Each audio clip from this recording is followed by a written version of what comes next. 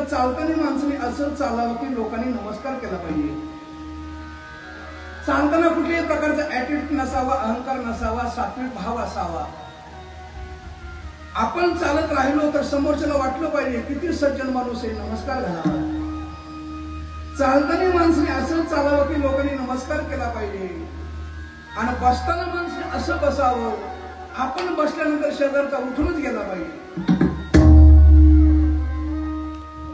तुकाराम महाराज म्हणले चालताना माणसाने असं चालावं की लोकांनी नमस्कार केला पाहिजे, बसताना माणसाने असं बसावं का बाजूच्या माणसानं जवळ येऊन बसलं पाहिजे, आणि मरताना माणसाने असं मरावं आपण मेलोत ही वार्ता ज्याच्या कानावर जाईल त्याच सेकंदाला त्या माणसाच्या डोळ्यातून आपल्या नावानं अश्रू धारा आल्या पाहिजे। किती जगला याला किंमत नाही महाराज, कशा पद्धतीने जगला याला किंमत आहे। आणि म्हणून सर्व संत ज्या मार्गाने गेले त्या